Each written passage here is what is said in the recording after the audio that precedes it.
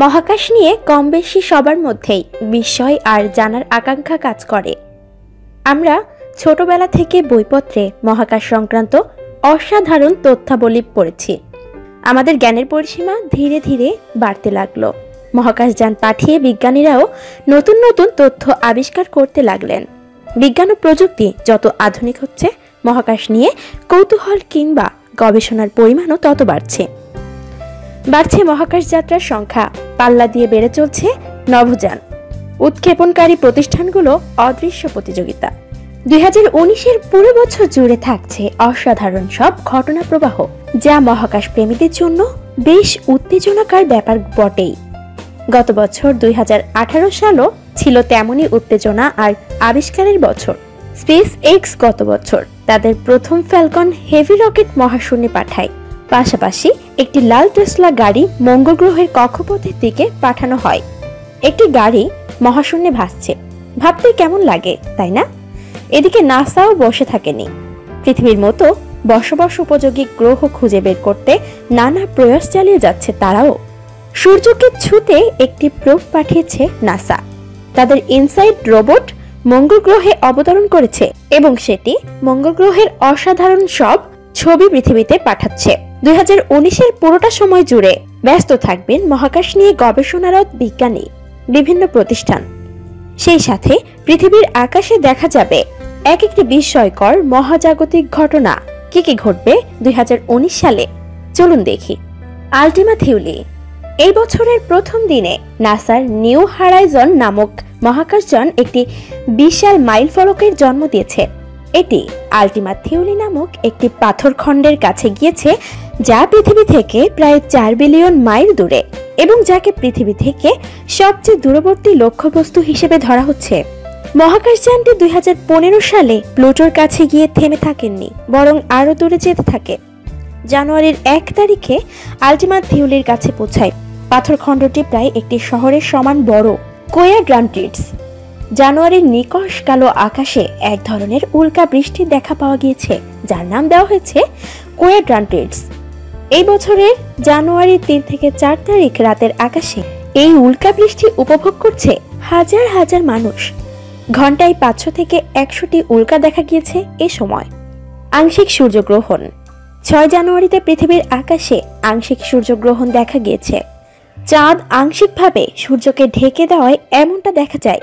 চীন, Korea, Japan, Russia, উত্তর প্রশান্ত মহাসাগরীয় অঞ্চলের মানুষজন এই আংশিক সূর্যগ্রহণ দেখতে পেয়েছেন। ক্রু ড্রাগন মহাকাশযান। এলন মাস্কের প্রতিষ্ঠান স্পেস এক্স জানুয়ারির 17 তারিখ একটি পরীক্ষামূলক নিক্ষেপের পরিকল্পনা করছে। প্রথমবারের মতো পৃথিবীর কক্ষপথে ক্রু ড্রাগন মহাকাশযান পাঠাবে স্পেস এক্স। তাদের লক্ষ্য নাসার মহাকাশ শাটল ফ্লিটের নির্দিষ্ট স্থান গ্রহণে সাহায্য করা ও আন্তর্জাতিক মহাকাশ স্টেশনে মহাকাশচারীদের যাতায়াতে সহায়তা করা। পূর্ণচন্দ্রগ্রহণ। আগামী জানুয়ারির 20 তারিখে উত্তর ও দক্ষিণ আমেরিকার আকাশে পূর্ণচন্দ্রগ্রহণ দেখা যাবে। পূর্ণিমার সময় পৃথিবীর সূর্যকে ঢেকে ফেললে এই মহাকাশীয় ঘটনার দেখা মিলবে। চন্দ্রযান 2।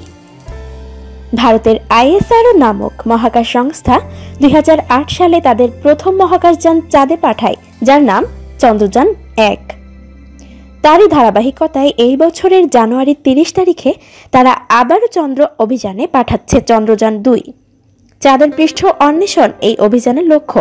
তাই তারা একটি অক্ষীয় যান, একটি অবতরণকারী যান এবং 6 চাকা বিশিষ্ট রোভার পাঠিয়েছে। নাসার জুনো মহাকাশযান। 2016 সালে নাসার একটি মহাকাশযান বৃহস্পতি গ্রহে পৌঁছায়। গ্রহটির অসাধারণ কিছু ছবি পৃথিবীতে ইতিমধ্যে পাঠিয়েছে সেটি। নাসা এই অভিযানে বেশ কিছু বিস্ময়কর তথ্য আবিষ্কার করতে পেরেছে, যার মধ্যে একটি হলো বৃহস্পতির সেই অদ্ভুত লাল অংশটি কেন ধীরে ধীরে হারিয়ে যাচ্ছে। আরও তথ্য পাবার জন্য নাসা জুনোর ভ্রমণকালে আরও কয়েক বছর বাড়িয়ে দিয়েছে। পুরো গ্রহের কক্ষপথে একবার ঘুরে আসতে মহাকাশযানটির সময় লাগে 53.5 দিন, যাকে পেরিজোভে বলা হয়। 18তম পেরিজোভেটি হবে 12 ফেব্রুয়ারিতে। এমন পেরিজোভ এই বছর আরও 6 বার হবে বলে বিজ্ঞানীরা জানিয়েছেন। ইসরায়েলের স্প্যারো চন্দ্রযান। ইসরায়েলের একটি অলাভজনক বেসরকারি মহাকাশযান 13 ফেব্রুয়ারি চাঁদের উদ্দেশ্যে পৃথিবী থেকে স্পেস এক্স এর ফ্যালকন 9 রকেটে চড়ে রওনা হবে। রওনা দেওয়ার 2 মাস পর এটি চাঁদে অবতরণ করবে বলে ধারণা করা হচ্ছে। স্পেস আইএল নামক একটি বেসরকারি প্রতিষ্ঠান এটি নিয়ে কাজ করে যাচ্ছে এবং যানটি চাঁদে অবতরণ করার পর প্রথম বেসরকারি প্রতিষ্ঠান হিসেবে স্পেস আইএল এর নাম ইতিহাসে স্থান পাবে। চতুর্থ দেশ হিসেবে চাঁদে অবতরণের খেতাব পাবে ইসরায়েল। ইসরায়েলের একজন ব্যবসায়ী এই প্রতিষ্ঠানের পেছনে অর্থ ব্যয় করছেন বলে জানা যায়। CST-100 Starliner. স্পেস এক্স যেমন তাদের স্ক্রু ড্রাগন মহাকাশযানের মাধ্যমে নাসার মহাকাশ শাটলের স্থান নিয়ে যাচ্ছে, সেভাবে বোয়িং একটি স্টারলাইনার মহাকাশযান নিক্ষেপের পরিকল্পনা করছে, যা মহাকাশচারী পরিবহনের কাজ করবে। বছরের মার্চের দিকে এই যানটি পাঠানো হবে, কিন্তু এটিও হবে পরীক্ষামূলক। এটিতে আপাতত কোনো মানুষ চড়বে না। Falcon heavy rocket. এই বছরের শুরুর দিকে স্পেস এক্স দুটি ফ্যালকন হেভি রকেট মহাকাশে প্রেরণ করছে। প্রথমটি হচ্ছে মহাকাশ পরীক্ষা প্রোগ্রাম 2। এটির লক্ষ্য হলো কিছু সামরিক স্যাটেলাইট ও নাসার গভীর মহাকাশীয় পারমাণবিক ঘড়ি কক্ষপথে প্রেরণ করা। এই পারমাণবিক ঘড়িটি যোগাযোগ ও দিক নির্দেশনায় গুরুত্বপূর্ণ ভূমিকা রাখবে। আরব স্যাট 6A হচ্ছে একটি স্যাটেলাইট যা ফ্যালকন হেভি রকেটের দ্বিতীয় সংস্করণ। Parker solar probe PSP। মানুষের তৈরি সবচেয়ে দ্রুতগামী বস্তু হচ্ছে নাসার পার্কার সোলার প্রোব। সূর্যের কাছে গিয়ে বিভিন্ন গুরুত্বপূর্ণ তথ্য প্রদান করাই এর কাজ। এটি এতটাই দ্রুতগতি সম্পন্ন যে গত বছরের নভেম্বরের 5 তারিখ এটি প্রতি সেকেন্ডে 120 মাইল গতিতে সূর্যের কাছে দিয়ে উড়ে গেছে। এই গতিতে নিউ ইয়র্ক থেকে টোকিওতে 1 মিনিটেরও কম সময়ে যাওয়া সম্ভব। এবছর এপ্রিলের 4 তারিখ ও সেপ্টেম্বর 1 তারিখ মোট 2 বার সূর্যের কাছে দিয়ে উড়ে যাবে এই যানটি। পূর্ণ সূর্যগ্রহণ। এই বছরের মাঝামাঝি জুলাইয়ের 2 তারিখে একটি পূর্ণ সূর্যগ্রহণ যাবে। একটি দেখতে হলে পৃথিবীর দক্ষিণ গোলার্ধের কাছাকাছি থাকতে হবে এবং সবচেয়ে উপযুক্ত স্থান হচ্ছে চিলি, আর্জেন্টিনা ও প্রশান্ত মহাসাগরের কিছু জায়গা। নিউ জেনারেশন মহাকাশযান।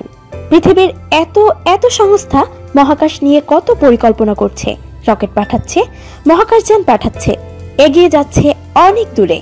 এসবের মধ্যে চীনের মতো দেশ তো আর বসে থাকতে পারে না, তাই এই বছরের মাঝামাঝিতে একটি মহাকাশযানের পরীক্ষামূলক যাত্রা করবে, যার নাম দিয়েছে নিউ জেনারেশন ম্যানড মহাকাশযান।